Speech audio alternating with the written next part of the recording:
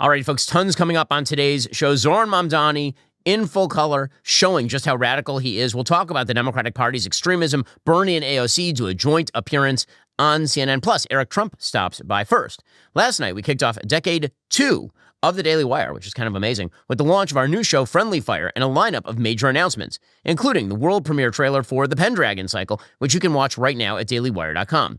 Then we did something no one saw coming. We announced Daily Wire lifetime memberships. There are only 10,000 that will ever exist. That's it. 10,000 members who will have every all-access benefit for life. So when you add new things, you just automatically get it. In less than 24 hours, more than half have already been claimed. This is your chance to stand with us for the next decade and beyond. Become part of the backbone that builds the future and proves the best is yet to come for America. Claim one of the remaining lifetime memberships and your 14-karat gold Ford flag pin, which is very cool, reserved only for lifetime members at dailywire.com/lifetime.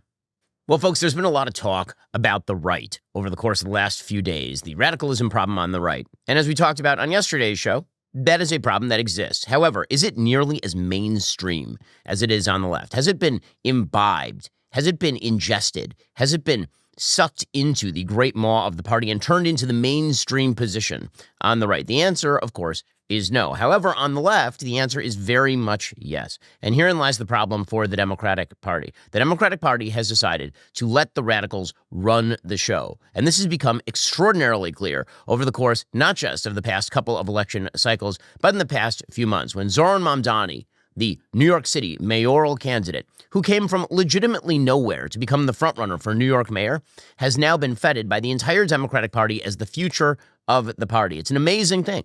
All of the so-called moderates in the Democratic Party refuse to dissociate in any way from Zohran Mamdani, who is, in fact, a terror sympathizer, who is, in fact, a Marxist radical, who is, in fact, a complete useless ne'er-do-well of a human being who has somehow managed to manipulate himself into a position to become the mayor of the financial center of planet Earth in New York City. It's really, really incredible.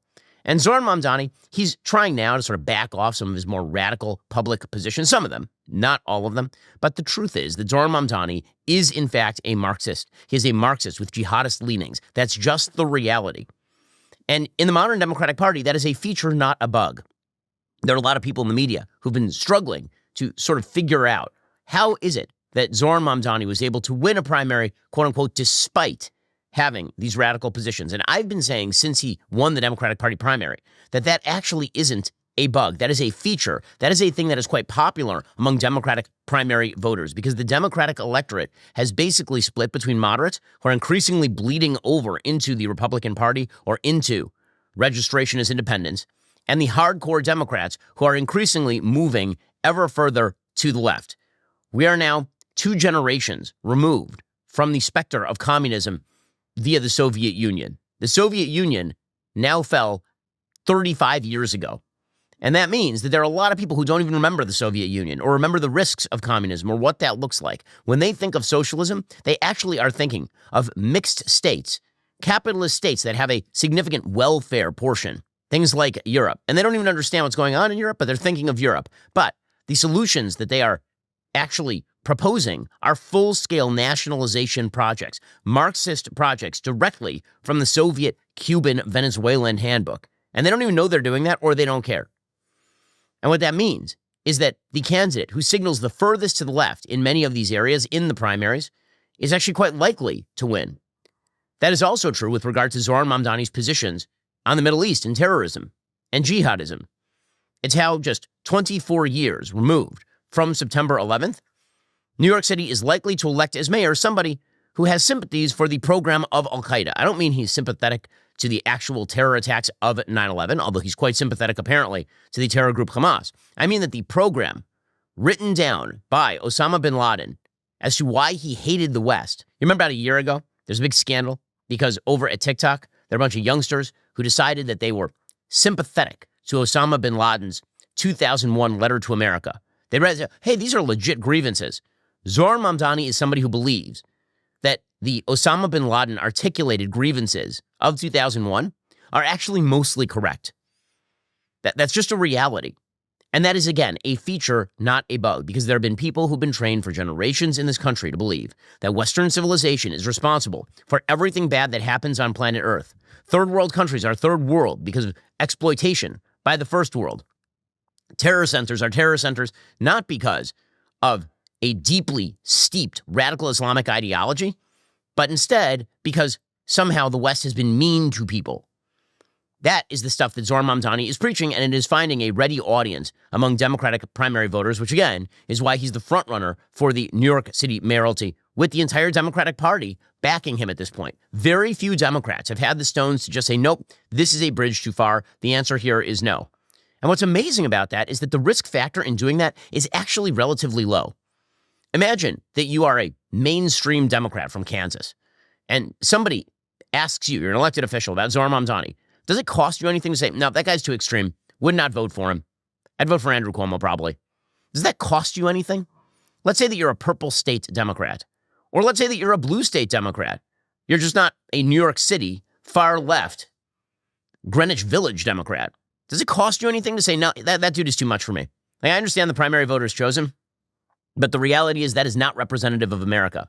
But instead, the Democratic Party has decided they must sort of draft off of the Zohran Mamdani energy. And that's why you're seeing nationally a reflection of Mamdani's politics via the Bernie Sanders wing of the party.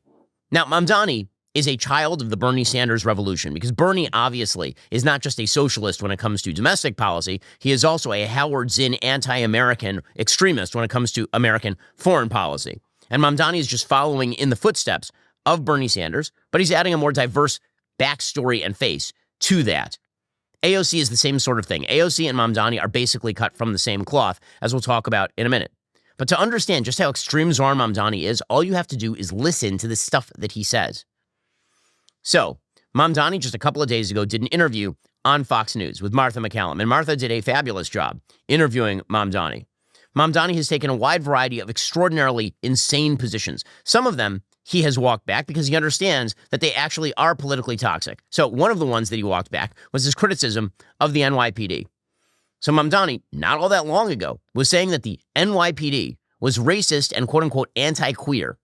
And again, that is the sort of stuff that makes you popular with the Democratic Party primary base, but is unlikely to make you popular with the generic voter in New York City, where it turns out people hate crime more than they hate the police. And so Mamdani was forced to back off of that at least a little bit by Martha McCallum.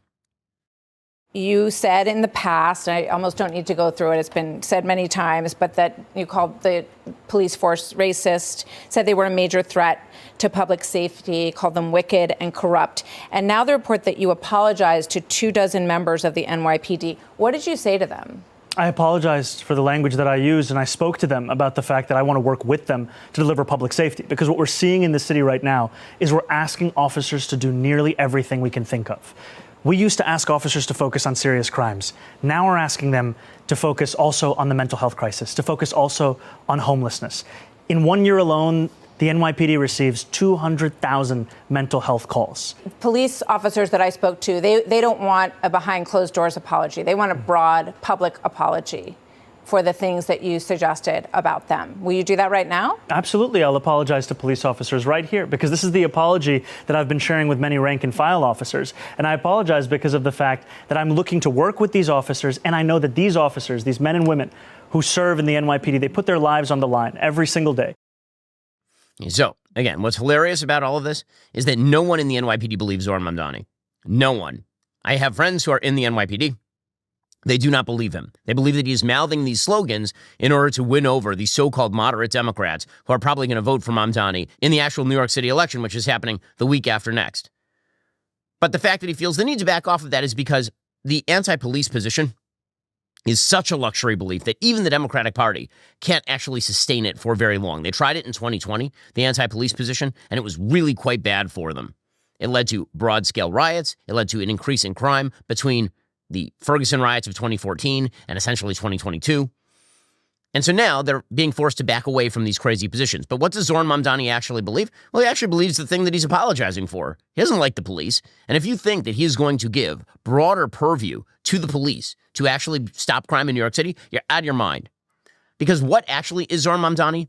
He is absolutely radical, and the signaling is how you can tell. To whom is he signaling?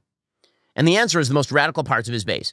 And the best part for him, the feature, again, not a bug. Everyone keeps getting this wrong in the media. They keep pretending that Zohran Mamdani's radicalism about the Middle East is actually somehow an inhibitor to his political success. Wrong. In New York City, with the Democratic primary base, it is in fact an aphrodisiac. Already more from Zohran Mamdani, again, the New York mayoral frontrunner. I don't know why this city has some sort of suicidal impulse, but there we are. First, our society works because of the freedoms guaranteed by the First Amendment. Americans should be able to speak openly about honesty, family, traditional values without retribution. That's a principle Pure Talk proudly supports. They sponsor this show, which allows me to stand strong behind this microphone every day and share the truth with you. Support the brands that defend freedom and pro-American values. I encourage you to switch your wireless service to Pure Talk. You're going to get great 5G coverage on an extremely reliable and secure network. And again, I have great coverage from Pure Talk. They have a great tower network. You're not spending all your monies on the coverage. For just $35 a month, you'll get a plan with a ton of data. You'll also get a free one-year membership to Daily Wire Plus. That's how much Pure Talk believes in what we do here at the Daily Wire. They also believe in creating American jobs and supporting small business. So if you're a small business owner, you can save even more while enjoying white glove service. Go to puretalk.com/Shapiro. Switch to Pure Talk with a qualifying plan of $35. Get a free one-year membership to Daily Wire Plus. That's puretalk.com/Shapiro for a wireless company that's not afraid to share your values. Go check them out right now. puretalk.com/Shapiro. Also, you might have noticed that gold has completely spiked right now. Why? People are afraid of inflation. People are deeply afraid of the fact that central banks are spending way too much money. Well, right now, over at Birch Gold, you can buy gold and get free silver. That's right. For every $5,000 purchased from Birch Gold Group this month in advance of Veterans Day, they'll send you a free patriotic silver round that commemorates the Gadsden and American flags.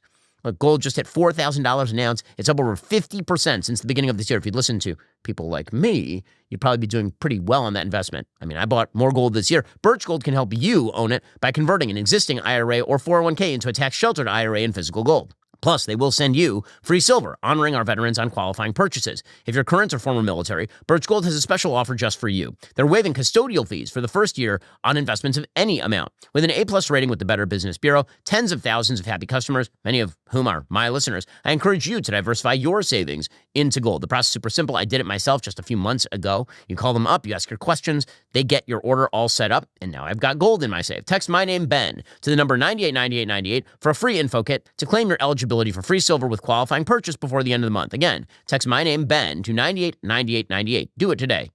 So Zohran Mamdani has made the claim that as mayor of New York, he is going to arrest Prime Minister Benjamin Netanyahu of Israel. Now, this is just a legal absurdity. It's a moral absurdity also, like a total moral absurdity. Arresting the elected leader of a Democratic ally of the United States who just won a multi-front anti-terror war for the crime of winning that war based on a bunch of specious propagandistic crap that Zohran Mamdani and others traffic on TikTok. It's ridiculous. On a legal level, it's totally ridiculous. There are absolutely zero legal grounds by which the mayor of New York can order the arrest of a democratically elected foreign leader for winning a war in the Gaza Strip. Mamdani was asked about this by McCallum, but he doesn't back off of it. Right? He doesn't back off it one iota. Why? Because the Democratic Party base, they want this signaling. They want the extremism. They want the Howard Zinnification of American foreign policy. You have said that you would arrest Netanyahu if he came to the United States. You've been very outspoken in your criticism of him. Do you stand by that? You would arrest him if he came here, if you were mayor? I've said that this is a city that believes in international law, and this is a city that wants to uplift and uphold those beliefs. The Prime Minister... The United States doesn't stand by the International Criminal Court. It hasn't signed the treaty for the International Criminal Court. The International Criminal Court, however, has issued a warrant for the arrest of Benjamin Netanyahu. But what grounds in the United States could you arrest him on? As it has for Vladimir Putin. I've said that I believe that we should uphold arrest warrants by the International Criminal Court, and that you should do so only in abiding with all of the laws in front of us. I'm not going to make a new law to ensure that we can actually do this. Do you think that Commissioner Tisch would allow you to arrest Netanyahu in New York City? I've appreciated Commissioner Tisch's leadership of the NYPD, and I think that she's done a good job at lowering crime across the city. But do you think that she would go along with arresting Netanyahu in New York? I can tell you that I'm going to exhaust every legal option in front of me, not to make new laws to do so. Okay, so here's the deal. What he's saying there is that he's not going to arrest Netanyahu. He doesn't have the legal basis to arrest Netanyahu, but he's going to continue to say that he's going to arrest Netanyahu on these specious grounds. Now, lest you believe that Zohran Mamdani actually is just, quote unquote, in favor of international law, or he is just sort of a peacenik. You know, he's just sort of one of those guys who was vibing in the park in 1968, smoking dope and talking about how actually the Viet Cong, they're not that bad, but American soldiers kind of bad. Like, unless you just think that he's that, he is not. He is a full-scale pro-terror advocate. How do you know? Because in the same interview with Martha McCallum, he was asked about whether Hamas should disarm in the Gaza Strip. Now, no matter what you believe about what Israel has done in the Gaza Strip, if you are a person with any sense of decency at all, like just basic pure moral decency at all, you should want Hamas disarmed in the Gaza Strip. For the sake of Palestinians right now, Hamas isn't killing Israelis right now because Israel pulled back in the Gaza Strip. They will try again, obviously, just as they tried before and succeeded before. But right now, Hamas's tender mercies are being directed at other Palestinians. They are apparently killing dozens, if not hundreds of people a day in the areas that Israel pulled out of. This is the great irony of the international body basically telling Israel to pull out of the Gaza Strip. That, how dare Israel be there? What a threat to Palestinians Israel is. So Israel pulls out and Hamas immediately starts consolidating control by literally pulling people out of their houses, lining them up, putting them on their knees and shooting them in the head. There are videos of this happening right now. And Zohran Mamdani has nothing to say about this. Not only does he have nothing to say about this, he's asked whether Hamas should disarm. Now, whether or not, again, you believe that Israel should maintain military control of the Gaza Strip, whether you believe there should be an international force there, whether you believe in some sort of fantasy world in which the Palestinian Authority takes security control of the Gaza Strip after their complete inability to do the same in Judea and Samaria, the so-called West Bank. Regardless of what you believe on this, left, right, or center, you should want Hamas to be disarmed. It is a terrorist group. It is a terrorist group that kills anyone who is not in favor of its complete theocratic control of an area that it has robbed of billions of dollars in aid to build terror tunnels. They've murdered thousands of Palestinians and gotten tens of thousands of Palestinians killed in the Gaza Strip. And yet Zohran Mamdani was asked about Hamas disarming. And so remember, this is a guy who wants to arrest the elected prime minister of a Democratic ally of the United States. But he has no words at all. In fact, he won't even answer a question as to whether Hamas ought to be disarmed in the Gaza Strip. You've denounced Israel and the United States for the response to the slaughter on October the 7th. In fact, at times you've called it a lasting stain, the response, and at times you have left October 7th out of your statements completely around this issue. Right now, you just talked about Israelis killing some Palestinians, but Hamas is killing Palestinians within Gaza. And they have not returned the bodies that they promised to return, including 2 Americans. Itai Chen and Omer Nutra, whose families we have interviewed over these months. So what is your response to what Hamas is doing now? I think those are bodies and remains that should absolutely be returned. And I think that I have no issue with critiquing Hamas or the Israeli government because my critiques all come from a place of universal human rights. And my focus, however, is right here in New York City and transforming the most expensive city in America into one that's affordable for each and every New Yorker. But, okay, I want to get to that, absolutely. But do you believe that Hamas should lay down their weapons and leave the leadership in Gaza?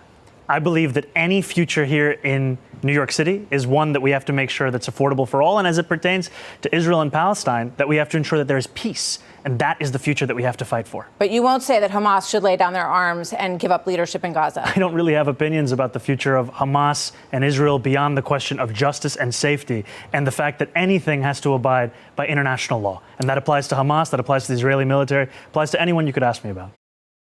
So just a pure moral equivalence between the IDF and Hamas. The IDF, which has spent extraordinary amounts of blood and treasure and lives of its actual citizens in going house to house in the Gaza Strip, and the terror group that is currently murdering people absent any Israeli control of these areas of the Gaza. And Mamdani, we're supposed to believe now, has no opinion.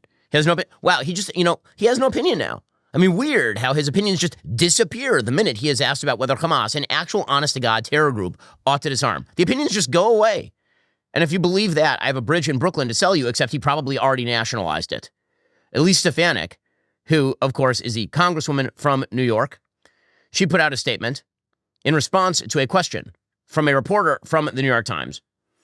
Apparently, this reporter, Emma Fitzsimmons, asked her, quote, "I'm a reporter for the Times. I'm writing about Elise Stefanik's comments in response to Mamdani's Fox News interview. Mamdani's campaign said that her comments calling him a jihadist were Islamophobic. Please let me know if you want to respond."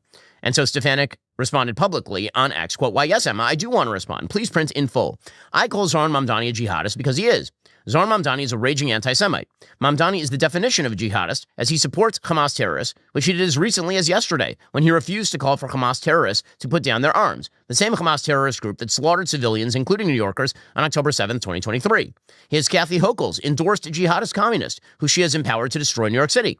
It's why the New York State Democratic Party chair refuses to support him. It's why multiple Democrat members of Congress refuse to support him. It's why Chuck Schumer and Hakeem Jeffries have still not endorsed him, because Zohran is a jihadist who will destroy New York. Thank you." Well, yes. And the answer is yes. But again, that raises the question. Why aren't Democrats just dissociating from him? Yes, he doesn't have the open endorsement of Jeffries or Schumer, but neither of them has said, no, I don't think this guy should be the mayor of New York. I think it's bad that he's mayor of New York. If he becomes mayor, we'll have to work with him because we have no choice. But should he be mayor of New York? Absolutely not. None of them will say it. None of them will say it because they try to draft off the jet fuel that is radicalism and nut jobbery inside the Democratic Party. Now, Mamdani did a mayoral debate yesterday with Andrew Cuomo, the former Democrat governor of New York, and Curtis Sliwa, the Republican candidate. What the polls show right now is that Mamdani is the front runner, but he's still in the mid 40% range, that Curtis Sliwa is running in the teens, and that Andrew Cuomo is running in the high 20s. So the basic theory goes that if you wish to stop Mamdani from becoming mayor of New York, basically Sliwa has to drop out and endorse Cuomo.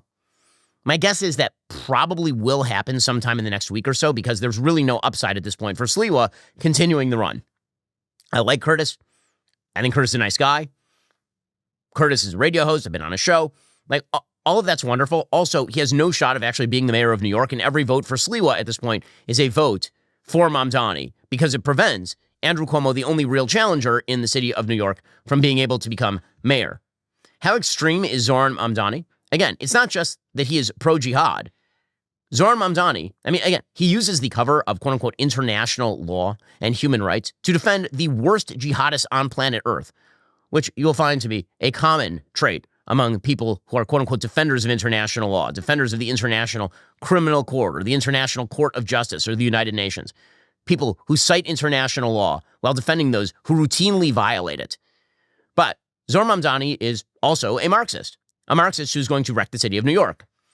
So in the debate last night, Zohran Mamdani said that he is in fact going to make busing in New York City free because nothing will make busing safer or cleaner than making it absolutely free. Quick, name a government service that has not become more degraded as a result of being quote-unquote free, meaning fully funded by the taxpayers. You cannot.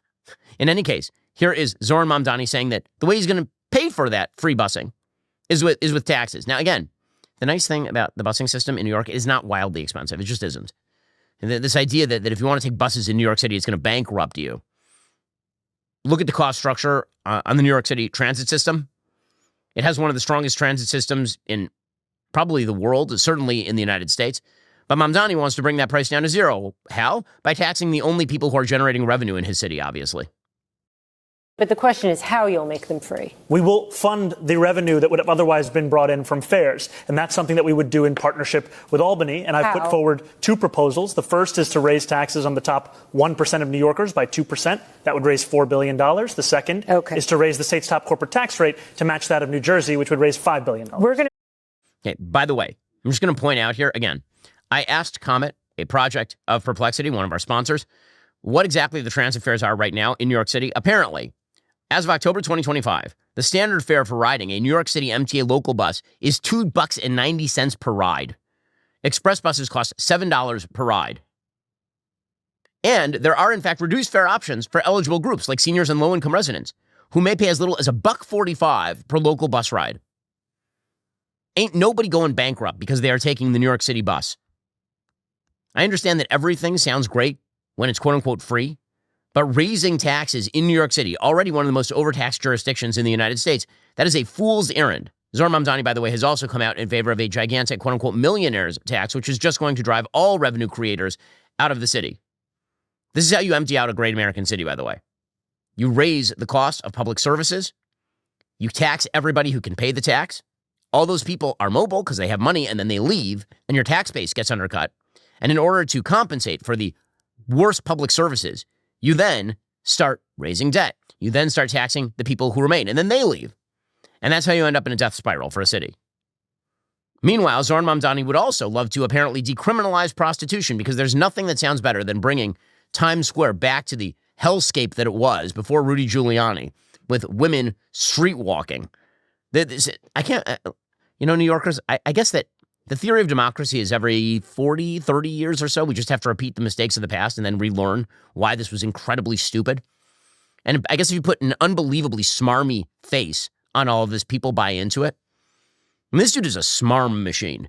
Zohran Mamdani is just a machine that generates nuclear levels of smarm. It really is incredible. Here is Zohran Mamdani, a man who cannot bench press 135 pounds, speaking to you like a substitute middle school teacher who watches too much Rachel Maddow. And to follow the advice of district attorneys that we have here in New York City, the current Manhattan DA, the former Manhattan DA, the current Brooklyn DA, the former Manhattan DA having said that prosecuting women for prostitution is something that actually leads to less safety. And what we need to do is provide an economy Mr. Mamdani, of opportunity. Just a quick clarification. So no legalization, how about decriminalization? I do not think that we should be prosecuting women who are struggling, who are currently being thrown in jail, and then being offered job opportunities. I think we should be actually providing those kinds of opportunities at the first point of interaction. So, I don't understand even his theory, but at the first point of interaction, so what? You see a lady on the street walking, charging some John a bunch of money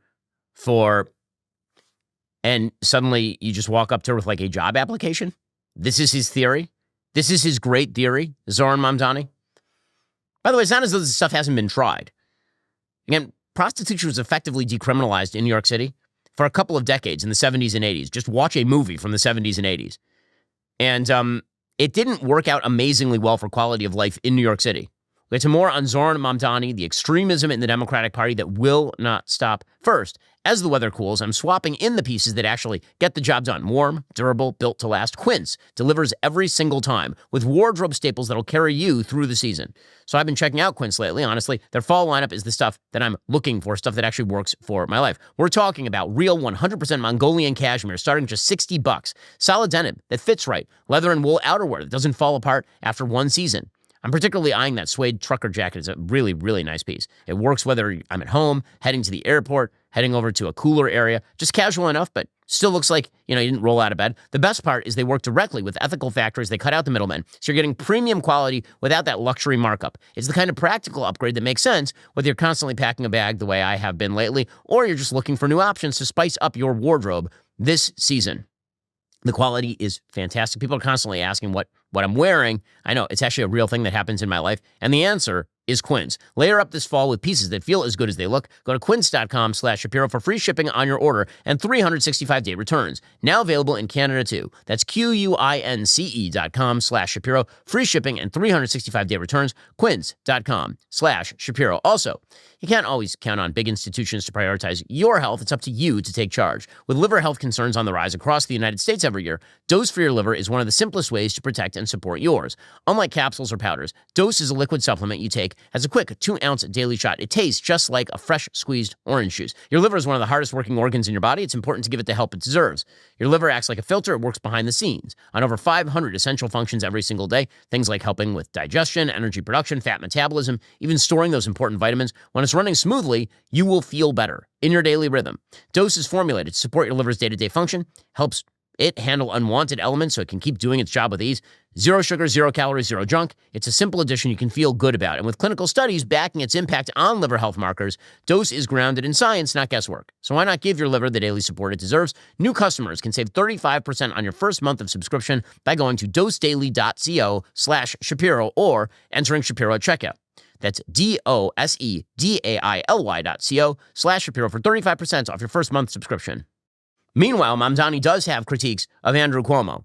What are his critiques of Andrew Cuomo? Apparently, Andrew Cuomo is unqualified and also intolerant because he didn't visit a mosque during this campaign. So just to be clear about this, Zohran Mamdani is not intolerant for believing that Hamas should not disarm or having no thoughts on it, and also for endorsing, for the vast majority of his campaign, the idea of globalizing the Intifada, which is a violent revolution, that doesn't make him intolerant at all. It doesn't make him intolerant when he puts out an October 7th statement that doesn't mention Hamas in any way, and then spends the vast majority of its time condemning the Israeli Defense Forces for defending their country. That doesn't make him intolerant in any way. Him hanging out with Hassan Piker, one of the great traffickers of violent revolution while shocking his dog in America, that apparently doesn't make him an intolerant person anyway. What makes you intolerant apparently is if you don't go and visit a mosque, says Zohran Mamdani to Andrew Cuomo. He had more than 10 years, and he couldn't name a single mosque at the last debate we had that he visited. And what Muslims want in this city is what every community wants and deserves. They want equality, and they want respect. And it took me to get you to even see those Muslims as part of this city. And that, frankly, is something that is shameful and is why so many New Yorkers have lost faith in this politics. Yeah, except, that is totally false. I worked with the Muslim community for many years. Name a single mosque you went to when you were the governor. Can you name a single mosque you went to in 10 years? Before you were ever here. Before I was here? Before you were even in state government. I worked with the Muslim community. Yeah. Imams presided over State of the States. We worked in religious working groups, tolerance groups, anti-Semitic groups, etc. All right, gentlemen.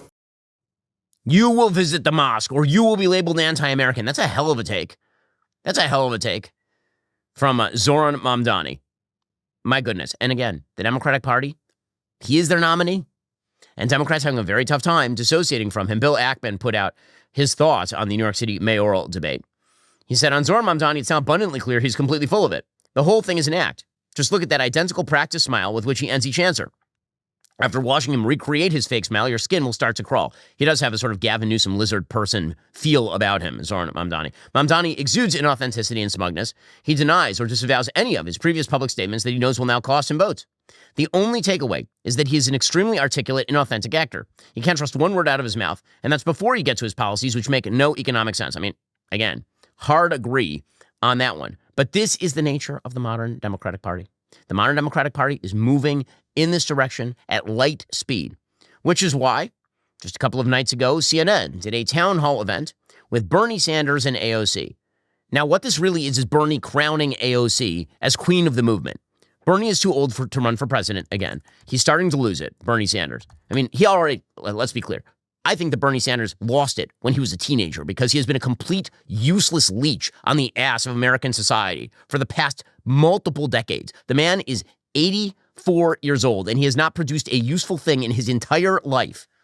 Not one useful thing in his entire... That's an amazing record, an unblemished record of uselessness from Bernie Sanders and counterproductivity when it comes to forwarding the principles of the United States. But he has bequeathed, he has given birth to a bizarre socialist movement that has now taken over the heart of the Democratic Party, and he is touting AOC as his sort of heir apparent.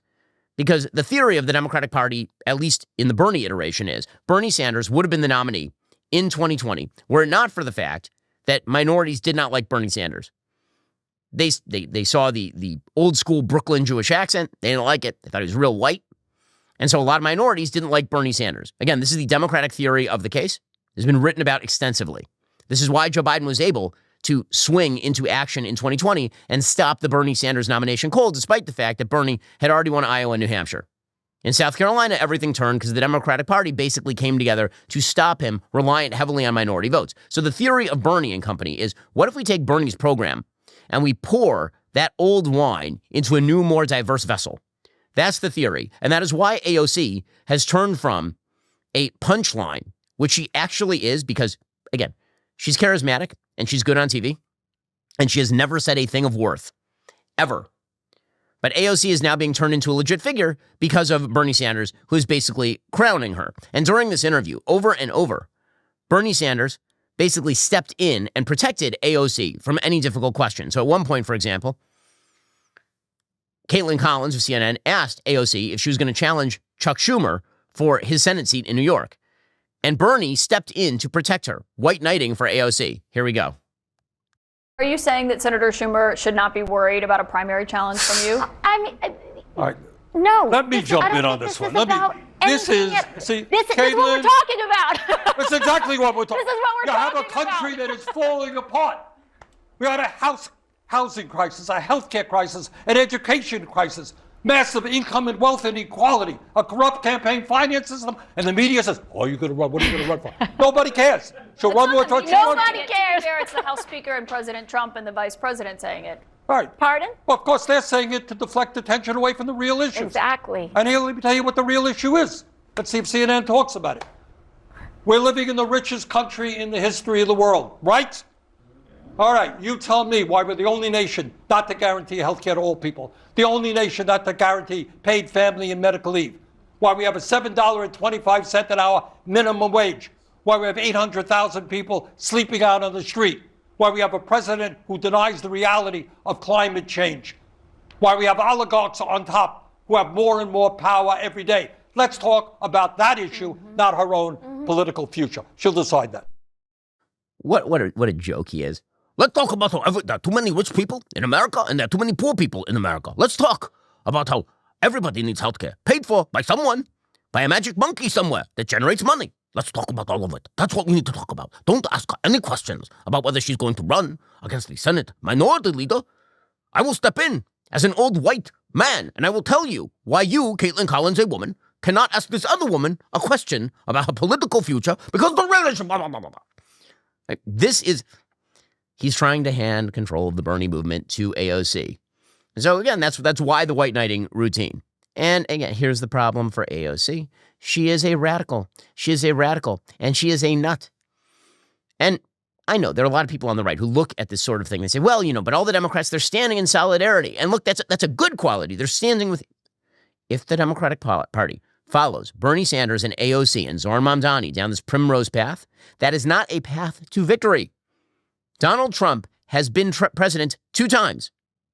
I said it yesterday. I'll say it again. Republicans control the Senate. They control the House. They are likely to retain control of the Senate. It is increasingly likely they may even retain control of the House in an off-year election. Republicans control the majority of governors' houses. The demographics of the country are moving in favor of Republicans because the Democrats declared solidarity with the Bernie Sanders movement. And if the Democrats hand leadership of the movement over to AOC, that is good evidence the party has gone completely bat loony. And they can do it. I mean, sure they can. And again, we live in a country that's a 2-party system. It's possible that if AOC becomes leader of the Democratic Party, she could be president. There's an economic collapse and AOC gets elected.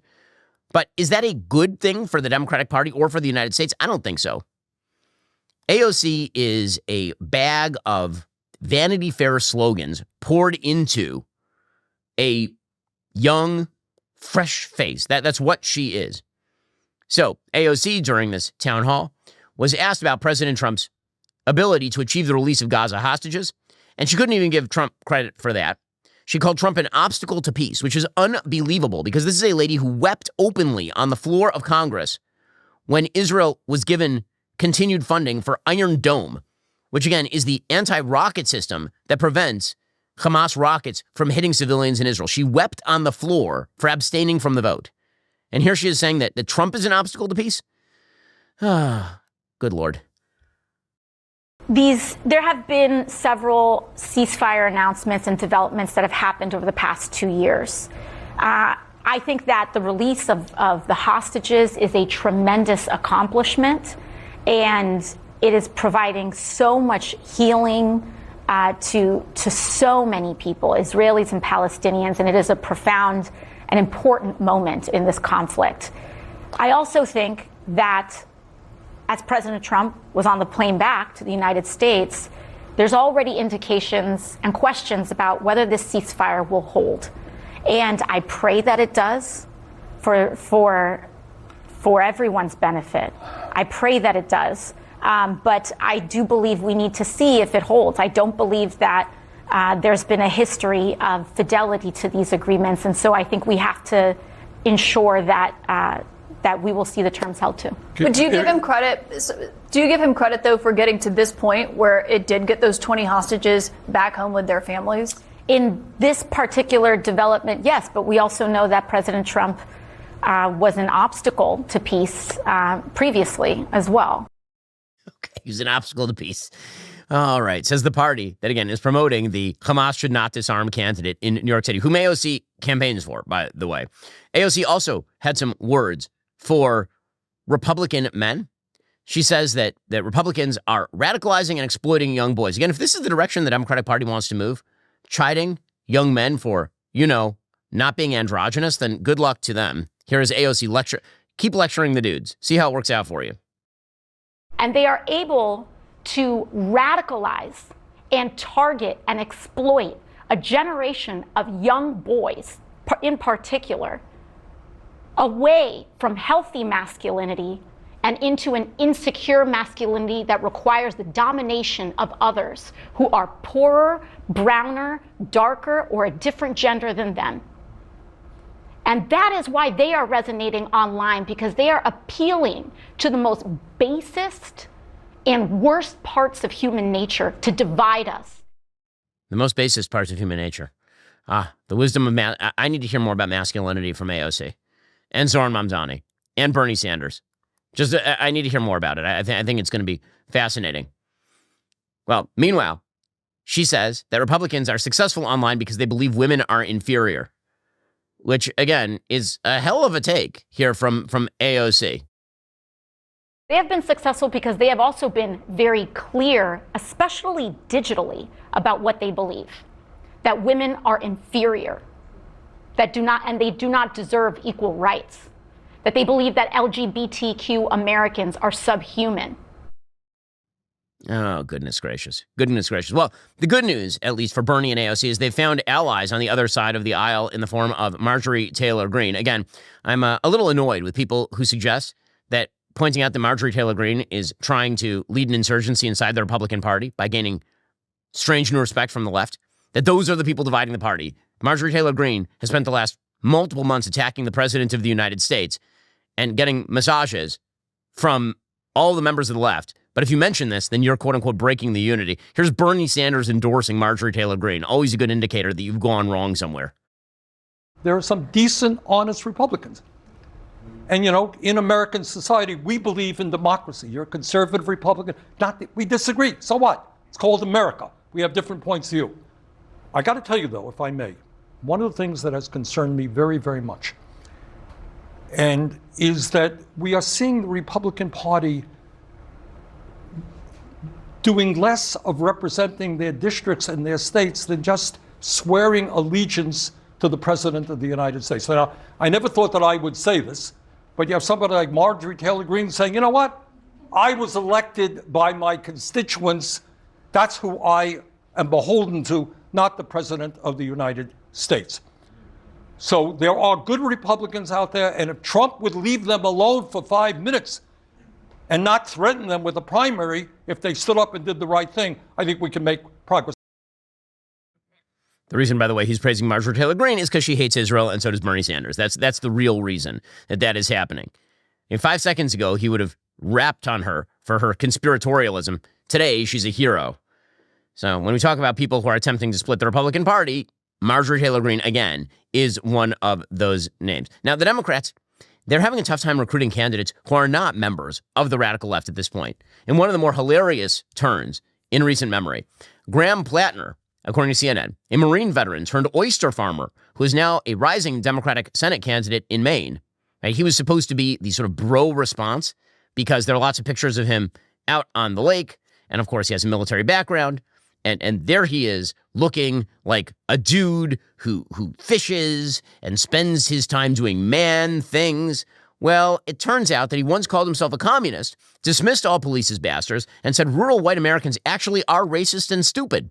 According to deleted social media posts reviewed by CNN's K-File, that'd be Andrew Kaczynski, who does a pretty good job of digging. Most of the posts were made 5 years ago under Plattner's then Reddit handle P-Hustle. They were deleted ahead of his campaign launch in August.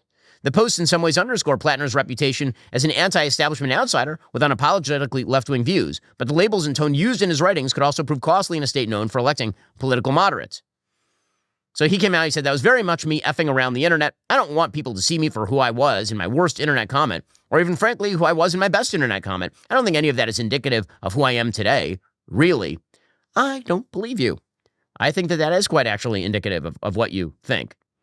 So, again, hilarious that the Democrats try to recruit a man's man, a moderate, to run against Susan Collins in Maine. And what they come up with is a communist who hates white rural people. Slow clap for the Democratic Party. They're doing an amazing job. Already coming up, Democrats, they've gone radical. So obviously, the people they need to oust, they want to go after John Fetterman? Really? John Fetterman? First, you know what I hate aside from the stupidity of political parties refusing to dissociate from their nut jobs? Running out of something I actually need and then having to scramble to reorder it, especially when it comes to my health, because consistency is the difference maker. That's exactly why I signed up as a Balance of Nature preferred customer. Every 28 days, my supplements just show up at my door without me lifting a finger. No mistakes, no, oh crap, I forgot to reorder moments. It's automatic, so it's consistent. And when it's consistent, it sticks. Here's what really got my attention. As a preferred customer, you're always getting the best price Balance of Nature offers. This is as low as it gets every single order. Your wallet will notice the difference, guaranteed. And get this, shipping is completely free every month. No tracking numbers to stress about, no extra fees. Balance of Nature handles all of that for you. But here's my favorite part. You get paired with your own personal health coach. Not some chatbot, like an actual human who checks in with you, helps you stay on track, and looks at your whole picture. Balance of Nature, it's really convenient to carry around, put it right in the protein smoothie. Feeling better, feeling healthier. Why pay more when you don't have to? It saves you money, time, and hassle. You don't have to plan ahead because your routine plans itself. Head on over to balanceofnature.com. Use promo code Shapiro for 35% off your first order as a preferred customer. Plus, get a free bottle of fiber and spice. That's balanceofnature.com. Promo code Shapiro. It is not, by the way, just that the Democratic Party is doing an amazing job in recruiting nut jobs to run for office and then burnishing them, touting them. They're also taking the only sane people left in their party and forcibly attempting to eject them. According to Axios, top Democrats in Pennsylvania are maneuvering to run against Senator John Fetterman in a 2028 primary contest, threatening to tear the party apart in the biggest battleground state in the nation. Democrats have not flipped a GOP Senate seat since Fetterman did it in 2022. He was the last Democrat to flip a Senate seat. And he remains quite popular with Pennsylvania voters, in large part because Fetterman is the only rational Democrat, apparently, who's willing to say basically rational things at this point. For example, John Fetterman said a thing that Democrats apparently are not allowed to say. He said Trump voters are not fascists and Nazis. I know, this is like crazy stuff to Democrats, apparently. Here was Fetterman on News Nation saying this just the other night. I refuse to call people Nazis or fascists, or I would never compare anybody to Hitler and those things. And now that kinds of extreme rhetoric is going to continue. We're going to be more likely in resulting in extreme kind of outcomes and political violence and doing all these kinds of things. I mean, like, this is just basic rationality. Fetterman also said in that same News Nation interview that extremism on the Democratic side is why they lost. They embraced every extreme cause. And now a lot of the things, the extremism that people turned their back in 24, and that's how we kind of came up short. I campaigned for thousands and thousands of miles across Pennsylvania for Vice President Harris. And it was going to be incredibly difficult. You could just feel the energy there. And people really have connected there at a very fundamental level. And that's what I tried to explain to my party. And I'm trying to explain to the party right now. It's like, this is why we lost. And this is where we need to be to continue to win for these things. And there are parts of extreme things emerging clearly on those things. And that's why I refuse to follow that, even if that is going to cost me support in parts of the base. So, again, basic rationality there from John Fetterman. And Democrats are trying to primary over it. It's amazing. It's unbelievable. By the way, Fetterman was asked about this, and he pointed out that he actually is among the least Trump-aligned Democratic lawmakers in Pennsylvania. He voted with the president 6% of the time. He just takes publicly moderate positions. But when it comes to his voting record, he votes as a straight Democrat. The fact that Democrats are trying to oust him for saying bad things, meaning like saying things that are rational and reasonable, is amazing. Again, Donald Trump has won Pennsylvania twice in the last 3 election cycles. And what Pennsylvania keeps showing is that moderate Democrats can do okay there, but radical Democrats will not. Pennsylvania Governor Josh Shapiro, who's widely perceived as a more moderate Democrat, has a 60% job approval rating in Pennsylvania. Meanwhile, John Fetterman is clocking in at a 46% approve, 38% disapprove, which, again, is a fine number. The Republicans approve of him 62 to 21. Democrats, 54 to 33% disapprove. Independents are evenly split 43-43. Okay, which is kind of amazing for a guy who, again, is, in fact, voting against President Trump nearly all of the time. So Democrats can do this. They can throw out the only moderates that they have in Congress. News Nation asked Fetterman why he's still a Democrat at this point. He said, because I vote with the Democrats, guys. That's why. Why are you a Democrat, though? And I don't say that being a wise guy. You support Israel, correct? Yeah, well, okay. I do, and that's been isolating it too. All right, because but look, you support Israel, and the progressives don't, generally speaking. You are for a very rigorous defense against Putin in Ukraine, correct? You want to stop him, right? Oh, yeah, of course. I mean, I would fully support. In fact, I just on social media, I encourage President Trump to provide tomahawks to the Ukrainians. Okay. I mean, it's like he is probably the only person in the world that could end this terrible war. And I think, why can't we all agree that's necessary? You're not a wild spender. You want to get the debt under control. So why are you Democrat? Your party is against you on all three of those issues. And Bill O'Reilly is pointing out an obvious discrepancy. But the problem, of course, is that Fetterman actually is a big government Democrat. Right? He campaigned on a sort of Medicare for all platform in Pennsylvania. And they're trying to throw him out because the Democrats cannot handle moderation inside their party, which is why Senator Tim Kaine of Virginia continues to defend Attorney General candidate Jay Jones after Jay Jones was caught in a text thread with a political opponent saying that he wanted the Speaker of the Virginia House of Delegates murdered for being right-wing. Here's Tim Kaine defending. Well, and look, the Republican gubernatorial candidate in Virginia has said some vile things, and we haven't called on her to drop out of the race. The voters are going to make this decision. The Jay Jones texts were abhorrent, and they are indefensible. But I also have known Jay Jones for 25 years, and I put that knowledge on a scale, and it weighs more than one really indefensible set of texts. But I'll tell you this, Jake, it's interesting to know Jay Jones has earnestly and sincerely apologized and said he made a grievous error. What did you hear from J.D. Vance? Did he say any of these texts were wrong? I didn't hear any condemning of the texts. I didn't hear him having any concerns about what was said. Okay, so, again, like, this is the Democratic Party. They can't divide off from this stuff. They still refuse to let go of the trans issue. I mean, it's an unbelievable thing. The fact that they have decided this is sort of the litmus test for being a Democrat is saying that a boy is a girl. This is one of the reasons they're upset with Fetterman, is because he won't say that, is truly incredible. Here, for example, is California Democratic governor candidate Betty Yee with Piers Morgan, explaining that transgender female athletes are women athletes, meaning like men who say they are women are women. I think transgender female athletes are women athletes, and they should be able to compete. Really? So if you were governor of California, you would support biological males who identify as women competing in women's sport in the Olympics? They are now identified as transgender female. And you think that makes, and you think it's fair that they should then compete in women's sport? I think they should be able to compete in women's sports, but I also think that there is still some discussion about whether they should compete in the same field. But I just want them to be able to participate. Sure, I'm sure you do. Why, out of interest, why do you think we separate the sexes in the Olympics?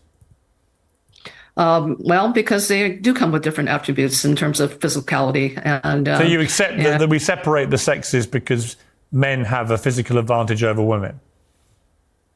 I know about an advantage in some sports, yes. In other sports, maybe not. Okay, so I guess Democrats can keep doing this, and we'll see how it works out for them. Speaking of extremism, the government shutdown continues to drag on.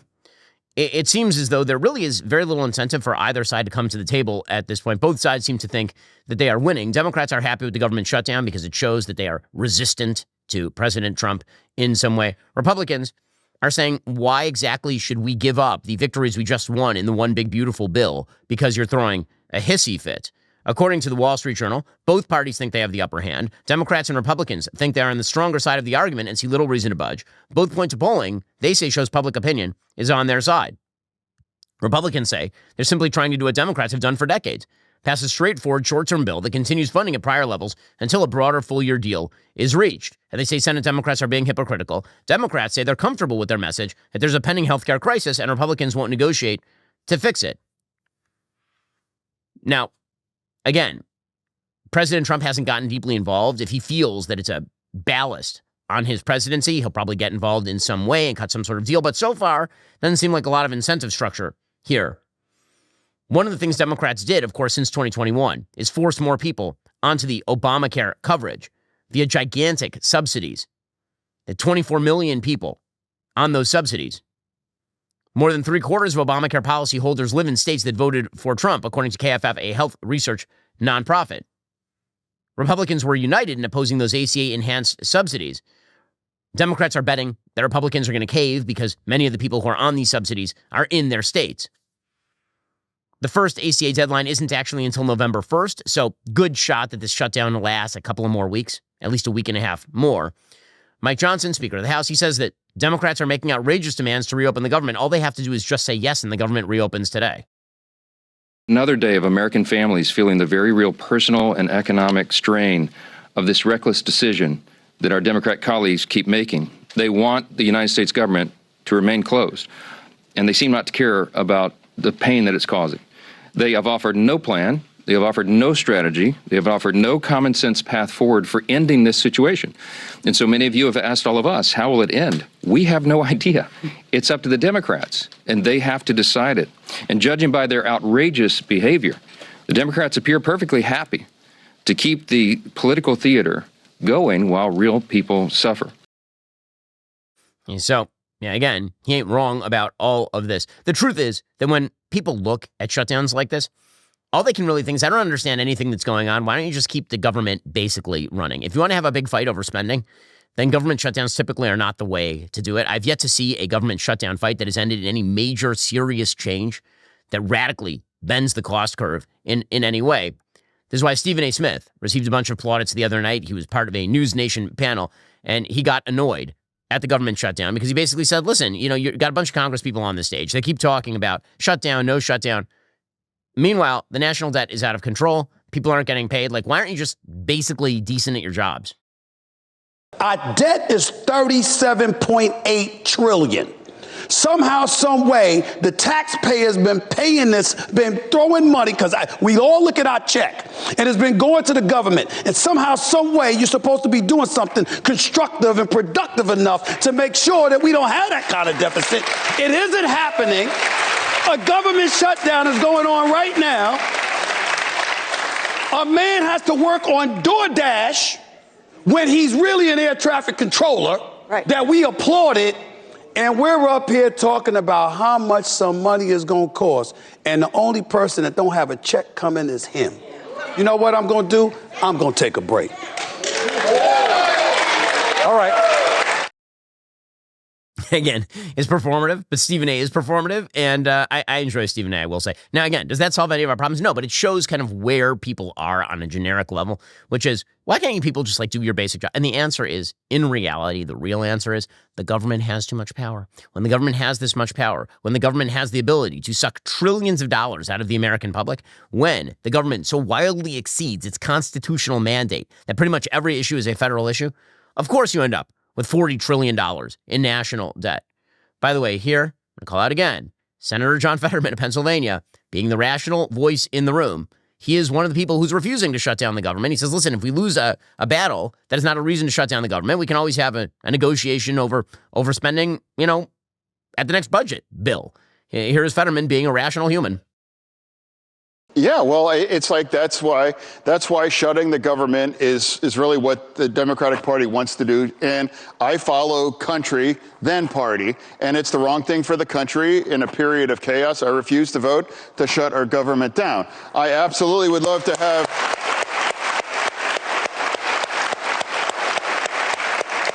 I would love to have a conversation about extending the tax credits for health care. Absolutely.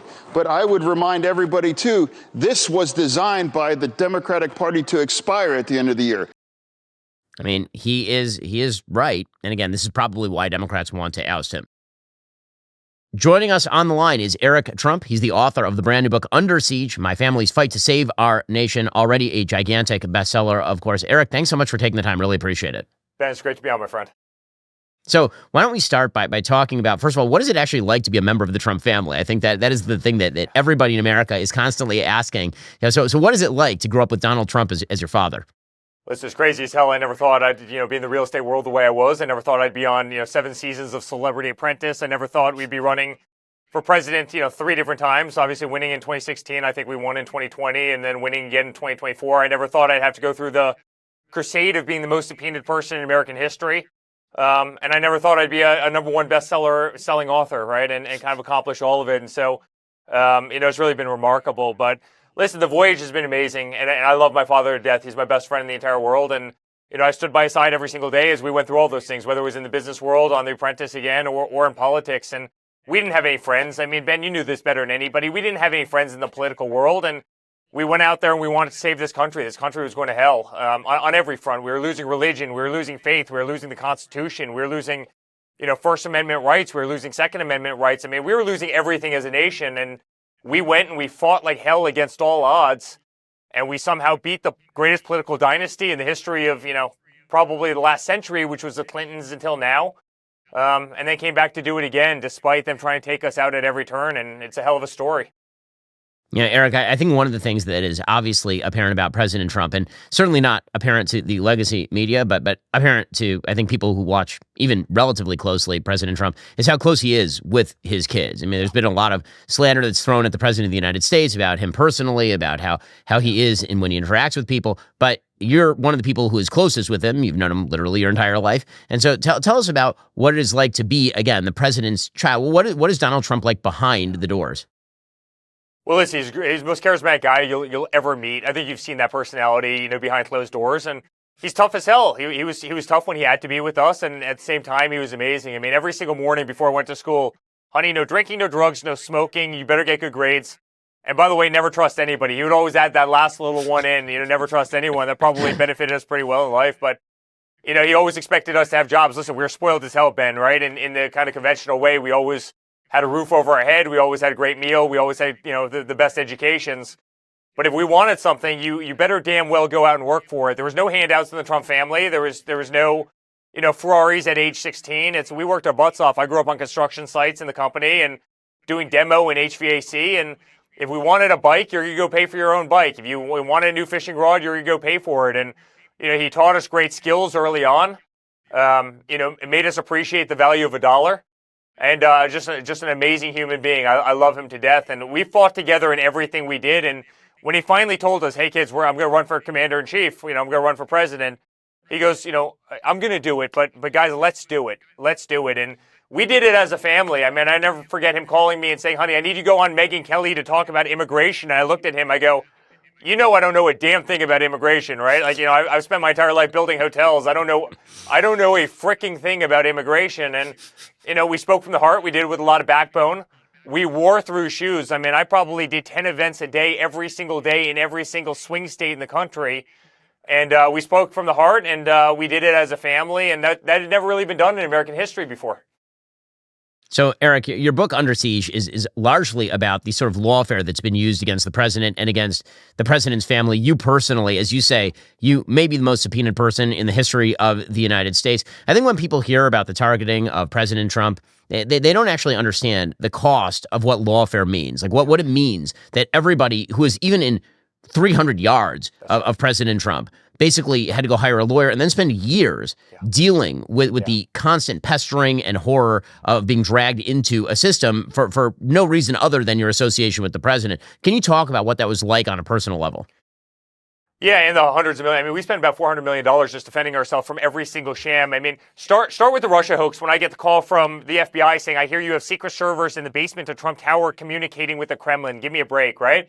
And then go to the dirty dossier where they're thinking, they're talking about golden you-know-whats and prostitution that did not happen. This was paid for by Hillary Clinton. It was made up by Hillary Clinton.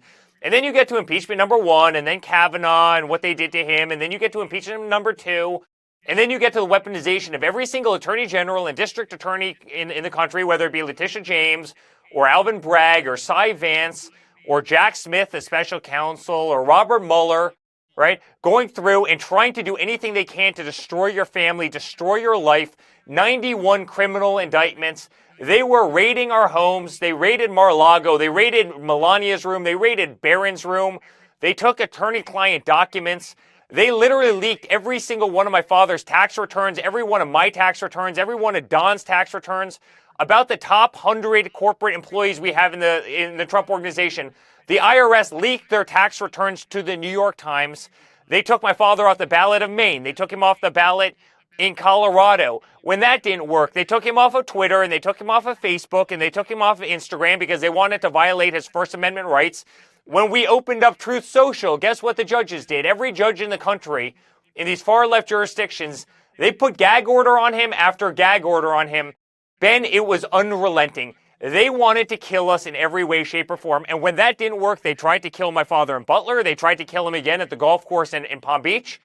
You know, they did kill Charlie, who was a dear friend of mine, and he was a great friend of yours. They wanted to remove the conservative voice out of our society. They wanted me off that stage. They sure as hell wanted you off that stage. They wanted Charlie Kirk off that stage. They definitely wanted my father off that stage, whether it was in a prison after 91 indictments, or if it was dead, or if it was bankrupt, or if it was embarrassed.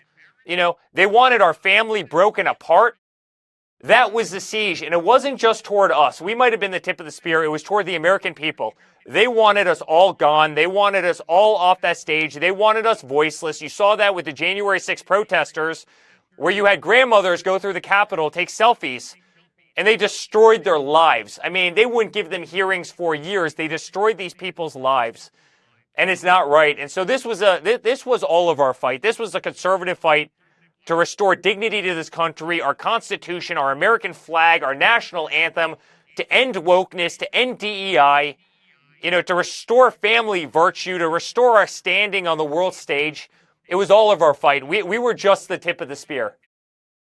So, you know, Eric, you go through all that, and I think it is an amazing exposure over the course of the last, your book is, but I think the activity of the left is over the course of the last 10 years, while your president has been at the center of all of politics and all global attention. It has exposed so many institutions as largely rotted from the inside. And the question becomes how we actually restore credibility to a lot of these institutions. Is it even possible to restore credibility to these institutions? Because, you know, the alternative is anarchy, but we also can't have institutions that have done to your family, to your father, and to the country what they've done over the course of the last decade. I mean, it's kind of hard. I mean, you know, you have an unfaithful spouse, right? And you catch him over and over and over. You're going to have a lot of faith in that person, right? And that's what's happened. That's what happened with the FBI. That's what happened with the DOJ. Ben, this whole thing started when they spied on my father's campaign and all of us in 2016. Let's not forget about that, right? And when the FBI called me and said, I hear you have secret servers in the basement of Trump Tower, and I said, come over. You can dispel this myth in about 3 seconds. Congratulations. You know who never came over? And you know who let that lie perpetrate? Not only because it allowed Hillary to get an extra 3 votes, you know, a greedy woman to get an extra 3 votes because that was their October surprise, as you remember from Podesta, but it gave them cover as to why a bunch of imbeciles who knew nothing about politics, who didn't know the delegate game, who didn't know what an Iowa caucus was able to beat the biggest political family in America at the time at their own game when they had a financial deficit of literally 5-1. We funded our own campaign pretty much in 2016 versus Hillary, who raised, you know, $1.5 billion, right? They let that, so it's hard to restore faith when over and over. When I get the call from my team at Mar-a-Lago saying, sir, there's 30 FBI agents who's storming Mar-a-Lago with a search warrant, and they're demanding that you turn off all security cameras right now, it's really hard to restore that faith. When you have 51 intelligence officers come out, you know, and try and verify that the Russian laptop, Hunter's laptop, the laptop from hell, was Russian disinformation, it's awfully hard to restore faith. And that's why when you see what happened to Charlie, right, and you have all these kind of, you know, theories spewing around, you know, it's hard. I mean, these institutions have a lot of making up to do, and it's going to take them years, potentially years, to restore the faith of those institutions because they've lied to the American people, and they weaponize those institutions against the American people time after time. My father was just the guy that was probably on the tip of the spear, you know, exposing their corruption for exactly what it was. Well, the book is Under Siege, My Family's Fight to Save Our Nation by Eric Trump. The forward is by the President of the United States. Eric, really appreciate you taking the time. Thanks so much for the fight that you and your family have been waging over the course of the last decade, and good luck with the book. Thanks so much, Ben. Alrighty, coming up, the show continues for our members. We get into a bunch of Trump foreign policy, fascinating things happening on the foreign front, from Venezuela to Gaza, all the way on over to Japan. Remember, in order to watch, you have to be a member. If you're not a member, become a member. Use code Shapiro. Check out for 2 months free on all annual plans. Click that link in the description and join us.